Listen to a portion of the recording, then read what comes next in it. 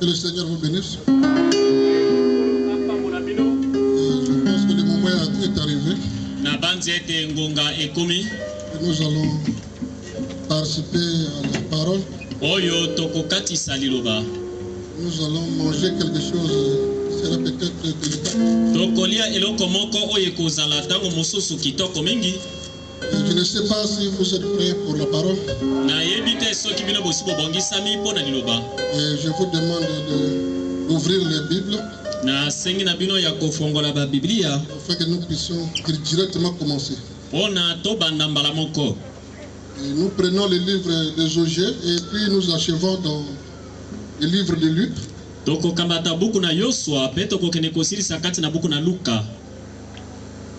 Et dans Josué, dans Josué 1, Yosua mokapo ya yambo.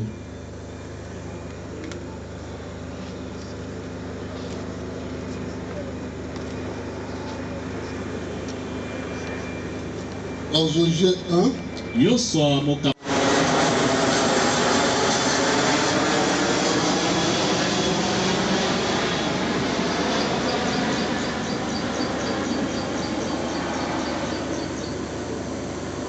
N'oublie pas, et je t'ai recommandé d'être courageux et fort. Ne tremble pas. Ne te laisse pas abattre. Car moi, le Seigneur, ton Dieu, je serai avec toi partout où tu iras. Et nous achevons dans Luc. Dans Luc 10.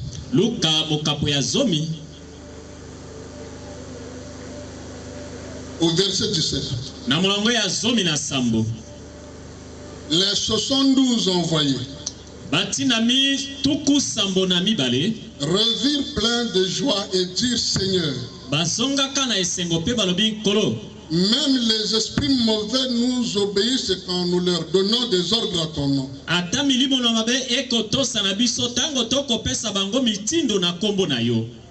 Jésus leur répondit: je voyais Satan tomber du ciel comme un éclair. Écoutez, je vous ai donné le pouvoir de marcher sur les serpents, les scorpions, et d'écraser toute la puissance de l'ennemi. Et rien ne pourra vous nuire. Et rien ne vous fera du mal. Mais ne vous réjouissez pas de ce que les esprits mauvais vous obéissent. Réjouissez-vous plutôt de ce que vos noms sont écrits dans les cieux.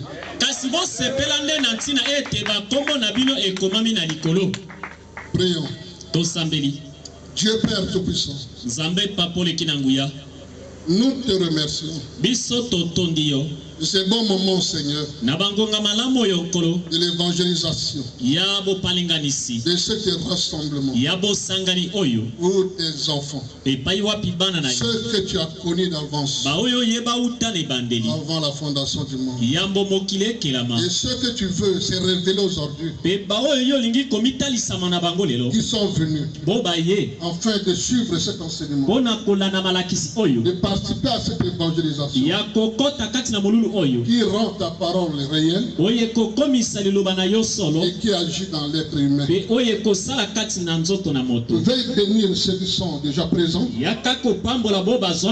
et ceux qui sont encore en cours de route.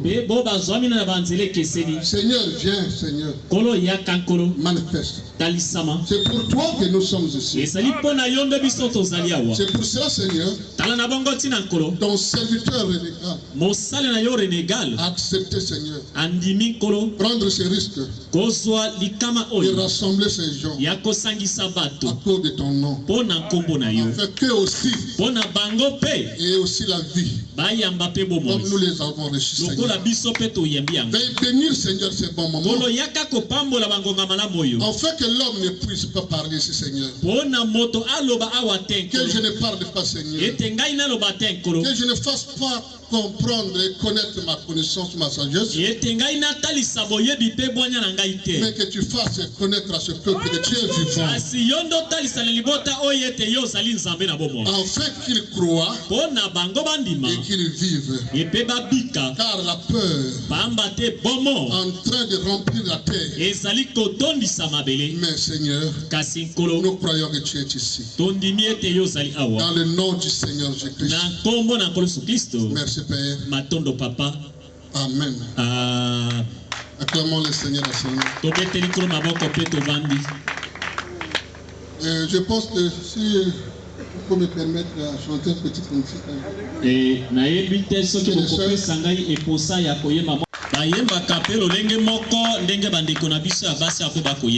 J'ai aussi un petit cantique d'adoration. Jésus, je viens à toi. Jésus, je viens à toi. Jésus, je viens à toi. Jésus, je viens à toi.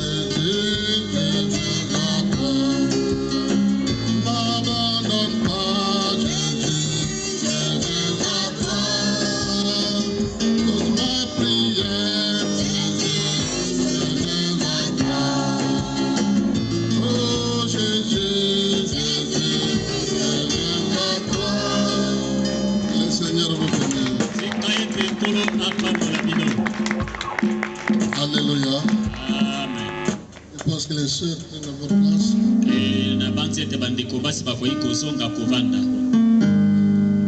Pour que nous puissions gagner un peu de temps.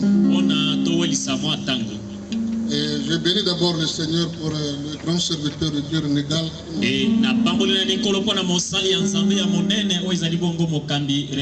Et qui m'a invité dans son évangélisation. C'est un grand serviteur de Dieu pour moi. Étant pasteur de l'Éternel Tabernacle. L'Éternel Tabernacle de Brazzaville qui est devenu grand tabernacle. Avec près de 200 personnes grâce à lui. S'il n'était pas l'Éternel Tabernacle ne sera pas aujourd'hui. Mais il a fait un grand travail pour que je puisse avoir vraiment ce grand tabernacle. Et souvent on dit un prophète n'est pas prophète chez soi. Et la valeur que nous donnons à cet homme qui est devant vous, à l'Éternel Tabernacle, précisément à Brazzaville. Et je ne sais pas si cet honneur lui aussi donné ici à Pointe-Noire. Et voilà pourquoi je suis reconnaissant et je lui dois beaucoup de choses. Et le seul prédicateur qui prêche à l'Éternel Tabernacle continuellement.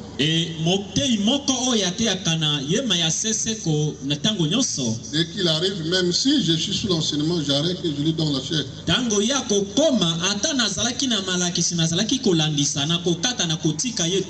Et on a des options différentes, mais le même esprit. Et sa manière de prêcher n'est pas comme moi. Mais c'est rempli de vertu. Donc voilà pourquoi mon frère et ma soeur, et dans cette évangélisation, ou dans ce rassemblement, c'est que nous sommes tous rassemblés ensemble avec ceux qui sont déjà sauvés, c'est-à-dire des aigles, et ceux qui ne sont pas encore sauvés. Et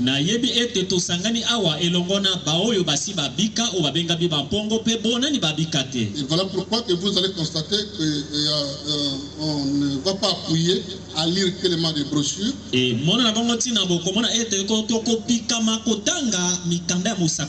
on va droit pour faire saisir ce que nous sommes venus faire. Et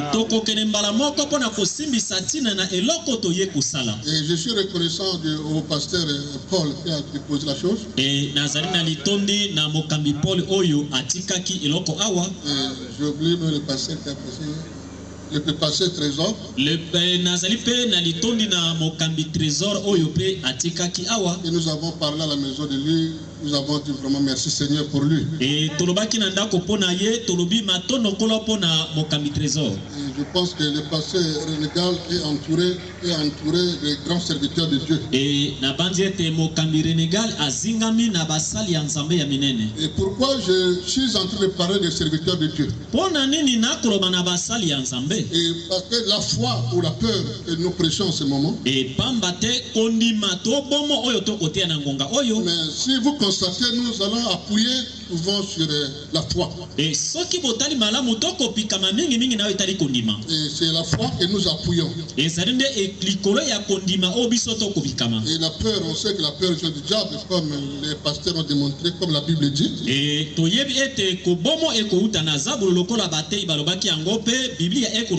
Mais je me souviens, dans l'une des prédications, on m'a longé venant moi. Et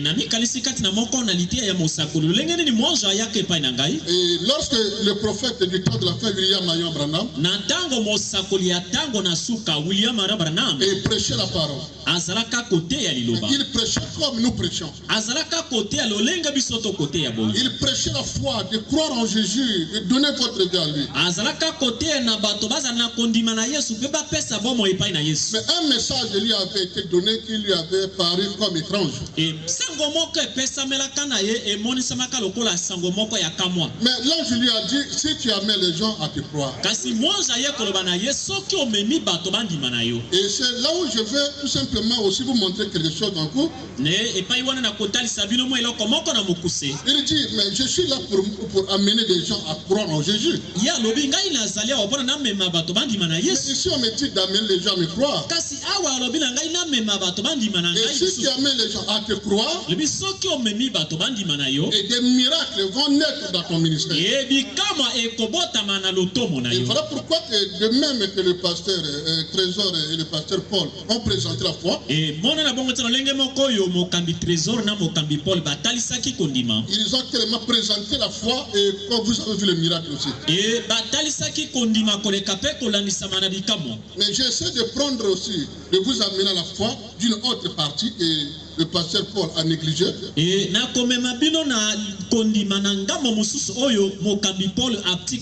afin que cette partie puisse s'unir avec ce que le pasteur Paul et le Trésor a prêché. Et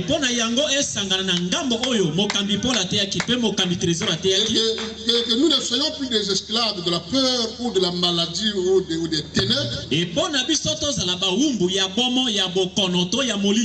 que nous puissions ensemble connaître l'adresse et le numéro du téléphone de Dieu.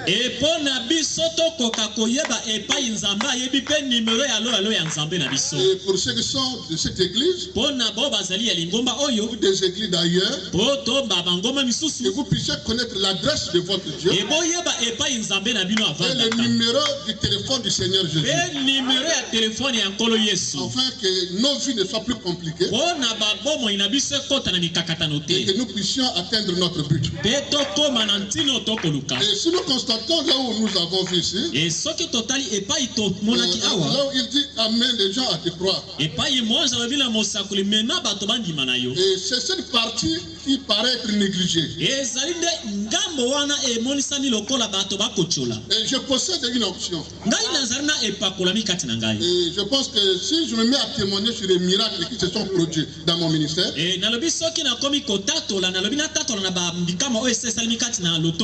je n'aurai pas de cas à prêcher.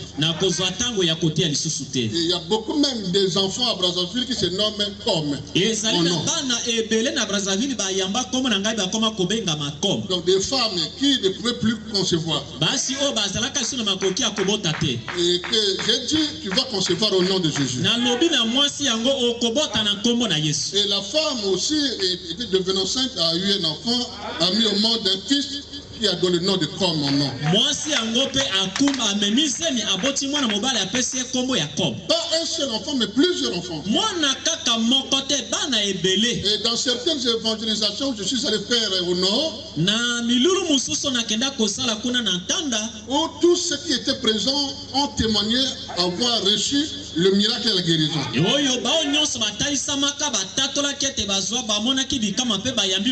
Donc voilà pourquoi que je ne prends pas le risque de témoigner avant. J'essaie de vous faire pénétrer quelque chose. Et voilà pourquoi quand nous disons, le frère Branham me dit, et nous essayons de vous faire croire qu'il y a un prophète. Mais en croyant à cet homme, et les miracles que nous cherchons de Dieu, et s'accomplirait. Et comme Branham en chair n'est plus, moi je suis Branham. Renégal est Branham. Maintenant, c'est-à-dire, et des miracles vont se produire. Comme nous avons vu dans le ministère du pasteur Paul. Et demain, il va partir à Brazzaville. Ou encore après-demain. Maintenant, ceux qui ont été guéris vont dire, le pasteur Paul est parti. Vraiment, il est parti. S'il était là. Mais, et pourtant il est là. Si Branham était là. Mais pourtant Branham est là. Et voilà pourquoi j'essaie de vous faire saisir quelque chose. Et pour vous dire que tout ce que Branham a fait, à part le signe du Fils de l'homme, qu'il lui a été donné en particulier, afin que cette génération puisse voir Dieu de nouveau manifester. Les miracles qui sont écrits dans la Bible et l'onction qu'il avait est ici avec nous des hommes de Dieu. Et ça peut encore se reproduire. Ce n'est pas une histoire que nous prêchons, mais c'est la vérité. Maintenant mon frère, pour ne pas aller très loin du thème, il